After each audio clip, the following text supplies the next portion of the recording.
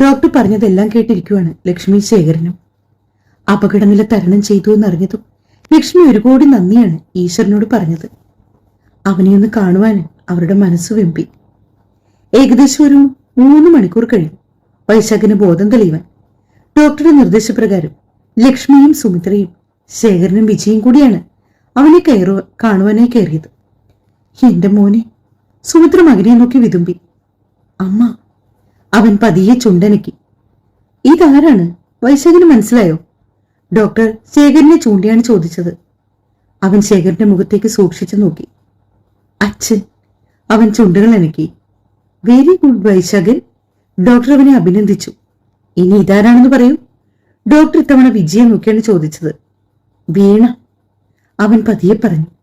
ഒന്നുകൂടി ഒന്ന് നോക്കിക്കേ വൈശാഖ്. ഡോക്ടർ അവനെ പ്രോത്സാഹിപ്പിച്ചു. ഇത് വീണ തന്നെയാണോ? ഒന്നുകൂടി നോക്കിക്കേ. ഡോക്ടർ വീണ്ടും അവനോട് ചോദിച്ചു. വിജി.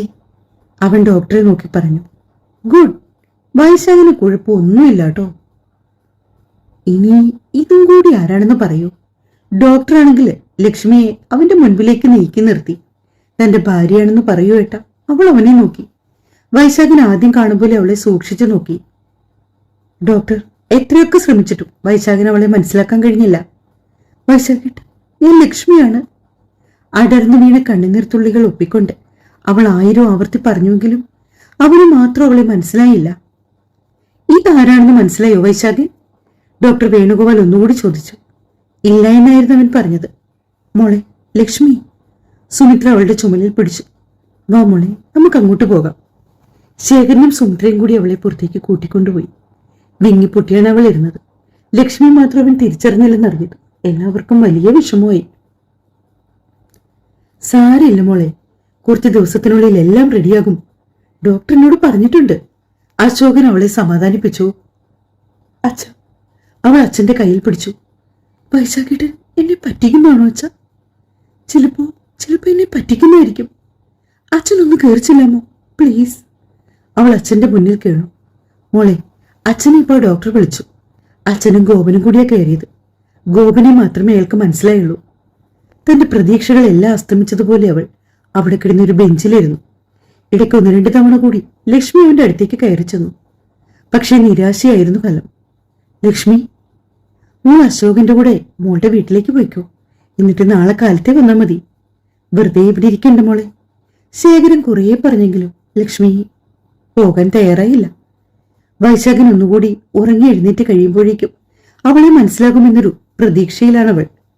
അതുകൊണ്ട് തന്നെ ആരൊക്കെ നിർബന്ധിച്ചിട്ടും അവൾ അവിടെ നിന്നും എണീറ്റ് പോകാൻ കൂട്ടാക്കിയില്ല.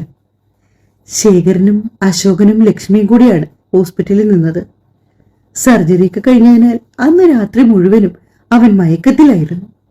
അതുകൊണ്ട് അവർക്ക് ആർക്കും അവനെ കയറി കാണുവാൻ കഴിഞ്ഞില്ല. ഇന്നലെ വരെ തന്റെ ഒപ്പം ഉണ്ടായിരുന്ന ആള്, തന്റെ പ്രാണൻ. ഈശ്വര, നീ ഒരു നിമിഷം ഒന്ന് കണ്ണുകൾ അടിച്ചിരുന്നെങ്കിൽ തന്റെ വൈശാഖേട്ടനെ നീ എനിക്ക് തിരിച്ചു നൽകിയല്ലോ. അത് മതി, അത് മാത്രം മതി. ലക്ഷ്മിയുടെ കണ്ണുകൾ നിറഞ്ഞൊഴുകി. തന്റെ വൈശാഖേട്ടൻ അറിഞ്ഞോ അറിയാതെ ആ ഭാവത്തിനെ ഒരുപാട് വിഷമിപ്പിച്ചു. ആ കാലിൽ വീണ് മാപ്പ് പറയാൻ അവളുടെ മനസ്സ് വെമ്പി. തന്നെ ഇനി ഒരിക്കലും തിരിച്ചറിയാതെ വരുമോ? മഹാദേവ, നീ എന്നെ രക്ഷ. വരുന്ന ശിവരാത്രി നോയമ്പ് ഞാൻ മുറങ്ങാതെ എടുത്തോളാം. എന്റെ വൈശാഖേട്ടന്റെ ഓർമ്മ നീ പെട്ടെന്ന് തിരിച്ചു കൊടുത്തേക്കണേ. അവൾ മിഴികൾ ഇറുക്കിയടിച്ച് പ്രാർത്ഥിച്ചു. അടുത്ത ദിവസം കാലത്തെ ലക്ഷ്മി ശേഖരനും കൂടി ഡോക്ടറെ കണ്ടു. ഒരു അരമണിക്കൂർ അദ്ദേഹം അവരോട് രണ്ടാളോട് സംസാരിച്ചു. ഡോക്ടറാണ് അവരെ രണ്ടാളെയും വൈശാഖിന്റെ അടുത്തേക്ക് കൂട്ടിക്കൊണ്ടുപോയത്. ഞാൻ പറയുന്നതെല്ലാം ലക്ഷ്മി അനുസരിക്കണം കേട്ടോ. ഡോക്ടർ അവൾക്ക് നിർദ്ദേശം കൊടുത്തു. വൈശാഖൻ, ഇതാ ഇയാളുടെ അച്ഛൻ വന്നിരിക്കുന്നു. ഡോക്ടർ വേണുഗോപാൽ പറഞ്ഞു. അപ്പോഴേക്കും അവൾ അച്ഛനെ നോക്കി. ഇപ്പൊ എങ്ങനെയുണ്ട് മോനെ? കുറവുണ്ടോ? അയാൾ മകനോട് ചോദിച്ചു. ഉണ്ടെന്ന് അവൻ തലകുലുക്കി. സിസ്റ്റർ രേഷ്മ? ഡോക്ടർ വേണുഗോപാൽ ഉറക്ക വിളിച്ചു. ലക്ഷ്മിയുടെ അരിയിലേക്ക് വന്നത് ഒരു ഭാവഭേദവും അവന്റെ മുഖത്തുണ്ടായില്ല. ഡോക്ടർക്കും ശേഖരനും അത് മനസ്സിലായി. വൈശാഖിനെ നോക്കേണ്ട ചുമതല ഞാൻ നിങ്ങളെ ഏൽപ്പിക്കുകയാണ്. യാതൊരു കുറവുകളും ഈ പേഷ്യന്റിന് ഉണ്ടാകരുത് കേട്ടോ. ഡോക്ടർ പറഞ്ഞതും അവൾ തലകുലുക്കി. കുറച്ചു കഴിഞ്ഞതും ശേഖരനും ഡോക്ടർ വേണുഗോപാലും കൂടി പുറത്തേക്ക് ഇറങ്ങിപ്പോയി. വൈശാഖി, നമുക്കിത്തിരി ചായ കുടിക്കാം. അവൻ അവിടെ കിടന്ന ബെഡിന്റെ മുകൾ ഭാഗം കുറച്ച് പൊക്കിക്കൊണ്ട് പറഞ്ഞു. ശേഖരൻ മേടിച്ചു കൊടുത്ത ടൂത്ത് ബ്രഷും ബെസ്റ്റും ആദ്യം എടുത്തിട്ട് അവൾ അവനെ പല്ല് തേപ്പിച്ചു.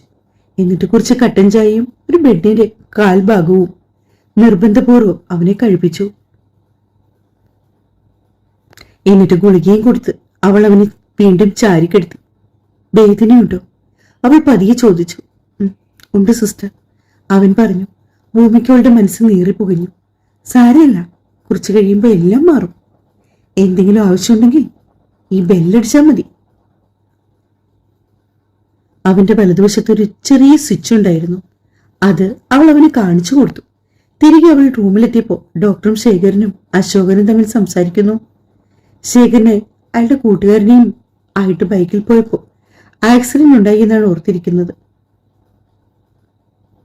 വൈശാഖ് ആ ബൈക്ക് എടുത്ത സമയത്ത് അങ്ങനെ ഒരു ആക്സിഡന്റ് ഉണ്ടായിരുന്നു എന്നാണ് വൈശാഖിന്റെ ഫാദറിൽ നിന്ന് അറിയാൻ സാധിച്ചത്. ഡോക്ടർ വേണുഗോപാൽ ലക്ഷ്മിയോട് പറഞ്ഞു. ലക്ഷ്മി, കുട്ടി വിഷമിക്കൊന്നും വേണ്ട, എല്ലാം റെഡിയാകും. കുറച്ച് കാലതാമസം ചിലപ്പോൾ വരും, അതുവരെ പിടിച്ചു നിൽക്കണം. അങ്ങനെ ആകാതിരിക്കട്ടെ, ഡോക്ടർ വേണുഗോപാൽ വിശദീകരിച്ചു. അവൾ ഒന്ന് ശിരസനക്കി. ഇയാൾ എപ്പോഴും വൈശാഖിന്റെ കൂടെ വേണം. അത് ചിലപ്പോ വൈശാഖിന്റെ ഓർമ്മ പെട്ടെന്ന് നേരെയാക്കിയെന്ന് വരും കേട്ടോ. ഡോക്ടർ വേണുഗോപാൽ പോകാൻ എണീറ്റു. മോളെ, വൈശാഖിന് എന്തെങ്കിലും മാറ്റമുണ്ടോ? അശോകൻ മകളോട് ചോദിച്ചു. ഇല്ലച്ച, അങ്ങനെ തന്നെ. അത് പറയുമ്പോൾ അവളുടെ ശബ്ദം ഇടറി. മോളതൊന്നും കാര്യാക്കണ്ട, എല്ലാം നേരെയാകും. അവന്റെ ജീവനൊരാപത്തും വരുത്താതെ ദൈവം അവനെ നമുക്ക് തിരിച്ചു തന്നില്ലേ? ശേഖരൻ ലക്ഷ്മിക്ക് ആത്മവിശ്വാസം പകർന്നു നൽകി. തനിക്ക് അത്രമാത്രം തന്റെ വൈശാഖേട്ടൻ ഈശ്വരൻ ആയുസ് നൽകിയല്ലോ, ആ ഒരു കാര്യം മതി. ലക്ഷ്മിയും ഓർത്തു. മോൾ എന്തെങ്കിലും കഴിക്കുക, ഇന്നലെ മുതൽ പട്ടിണിയല്ലേ? ശേഖരൻ ഒരു പാത്രത്തിലേക്ക് 2 അപ്പവും കുറച്ച് വെജിറ്റബിൾ കറിയും എടുത്തു. എനിക്ക് തീരെ വിശപ്പില്ല അച്ഛ, ഇപ്പൊ ഒന്നും വേണ്ട. അങ്ങനെ പറയരുത്, വിശന്ന് തളർന്ന മോൾ എന്ത് ചെയ്യും? ശേഖരൻ കുറേയേറെ നിർബന്ധിച്ചപ്പോ അവൾ ഒരു അപ്പം കഴിച്ചെന്ന് വരുത്തി. അശോകനപ്പോ മെഡിസിൻ മേടിക്കാനായി പോയതാണ്. കാലത്തെ തന്നെ വൈശാഖിനെ കാണുവാനായി അവന്റെ ഫ്രണ്ട്സും അതുപോലെ തന്നെ പ്രീതി ടെക്സിന്റെ കുറച്ച് സ്റ്റാഫും വന്നു. പക്ഷെ ആർക്കും അവനെ കാണാൻ സാധിച്ചില്ല. 4 ഡേയ്സ് കൂടി സർജിക്കൽ ഐസിയുവിൽ തുടരണമെന്നാണ് ഡോക്ടറുടെ നിർദ്ദേശം. ഇടയ്ക്ക് ലക്ഷ്മി അവന്റെ അരികിലേക്ക് ചെന്നു. സിസ്റ്റർ, എന്നെ റൂമിലേക്ക് ഒന്ന് ഷിഫ്റ്റ് ചെയ്യാൻ പറയോ? ഇവിടെ ഇങ്ങനെ തനിച്ചു കിടക്കാൻ എനിക്ക് ആകെ ഒരു ഭയം. അങ്ങനെ പെട്ടെന്ന് ഷിഫ്റ്റ് ചെയ്യാൻ പറ്റില്ല. എന്തെങ്കിലും ഇൻഫെക്ഷൻ ഉണ്ടായാൽ പിന്നെ അത് കൂടുതൽ കോംപ്ലിക്കേഷൻ ആകും. ഷോ, എന്റെ സിസ്റ്ററെ, എനിക്കിങ്ങനെ കിടക്കാൻ വയ്യ, പുറം പൊട്ടുക. അവൾ അവനെ നോക്കി. ഒരു കൊച്ചു കുഞ്ഞിന്റെ ഭാവമായിരുന്നു ആ മുഖത്ത്. അവൾ പതിയെ അവന്റെ ബെഡിന്റെ പകുതി ഭാഗം പൊക്കി വെച്ചു. അപ്പോൾ അവന്റെ ഇടതുകാല് ചെറുതായി ഒന്ന് അനങ്ങി. അവൻ ഉറക്കെ കരഞ്ഞു. മറ്റൊരു സിസ്റ്ററും കൂടി അവരുടെ അടുത്തേക്ക് വന്നു. ഓ സിസ്റ്റർ, എനിക്ക് വേദന സഹിക്കാൻ കഴിയുന്നില്ല. അവന്റെ കണ്ണിൽ നിന്നും കണ്ണുനീർ ഒഴുകിയിറങ്ങി. സാരില്ല വൈശാഖെ, പതിയെ പതിയെ എല്ലാം നേരെയാകും. കുഴപ്പമൊന്നുമില്ലെന്നേ, പേടിക്കൊന്നും വേണ്ട. അവരുടെ അടുത്തേക്ക് വന്ന സിസ്റ്റർ റിയ അവനെ സമാധാനിപ്പിച്ചു. വേദന കൊണ്ട് അവൻ പൊളഞ്ഞു. സിസ്റ്റർ പ്ലീസ്, ആ ഡോക്ടറെ ഒന്ന് വിളിക്ക്. ഞാൻ ഡോക്ടറുടെ അടുത്ത് വരെ ചെന്നിട്ട് വരാം. എന്തെങ്കിലും ഇഞ്ചക്ഷൻ ഉണ്ടെങ്കിൽ എടുക്കാം. അപ്പോഴേക്കും വൈശാഖിന് വേദന മാറും. അവൻ നോക്കിയപ്പോൾ ലക്ഷ്മിയും കരയുകയാണ്. അപ്പോഴേക്കും ഡോക്ടർ വന്നു. അയാൾ കുറിച്ചു കൊടുത്ത ഇഞ്ചക്ഷനുമായിട്ട്. അപ്പോഴേക്കും സിസ്റ്റർ റിയയും ഇറങ്ങി വന്നു. ഇഞ്ചക്ഷൻ എടുത്ത് കഴിഞ്ഞപ്പോഴേക്കും അവൻ മയങ്ങി. സുമിത്രയും വീണയും കൂടി വന്നപ്പോൾ മുതൽ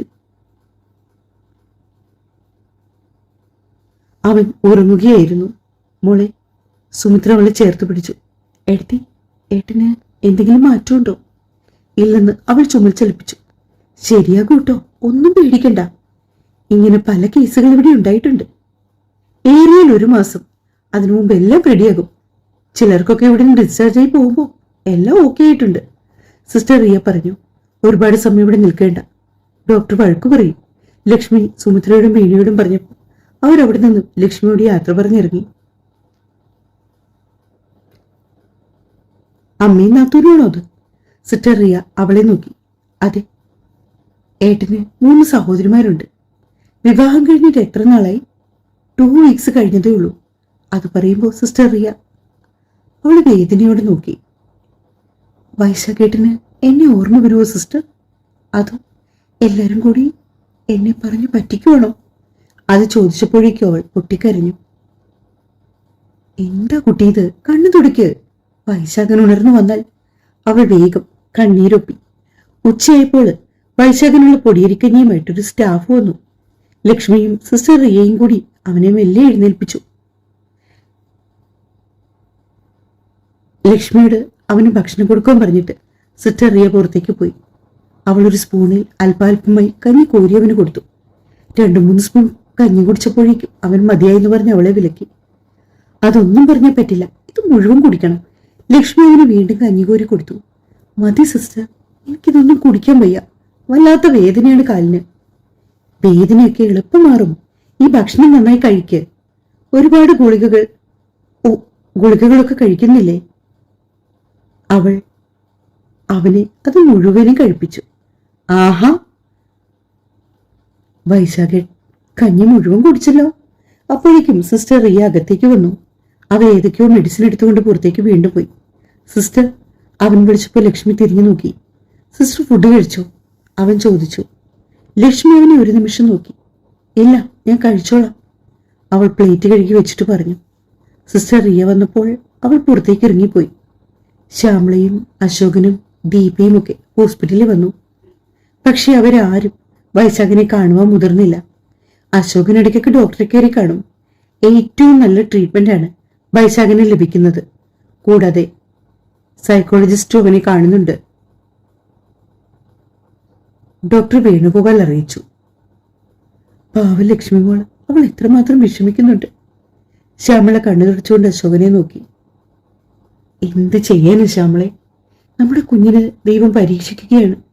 പാവം കുട്ടി, അവളുടെ നെഞ്ചു പിടഞ്ഞാണ് അവളിവിടെ നിൽക്കുന്നത്. വൈശാഖിന് ആയുസ് കൊടുത്തല്ലോ, അത് മാത്രം മതി. ലക്ഷ്മി മോൾ നിന്നോട് എന്തെങ്കിലും പറഞ്ഞോ? അവൾക്ക് വല്ലാത്ത വിഷമമുണ്ട്. എല്ലാം ഉള്ളിൽ ഒതുക്കുകയാണ്. ഇവിടേക്ക് വരെ ഞാൻ പറഞ്ഞതാ, ഒന്ന് കുളിച്ച് ഫ്രഷ് ആയിട്ട് പോകാന്ന്. ഒന്ന് മനസ്സ് തുറന്ന് സംസാരിക്കാൻ അവൾക്ക് പറ്റുന്നില്ല.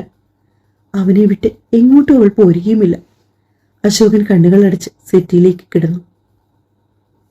രാത്രിയും പകലും ഒരുപോലെ ശുശ്രൂഷിക്കുകയാണ് ലക്ഷ്മി തന്റെ പ്രിയപ്പെട്ടവനെ.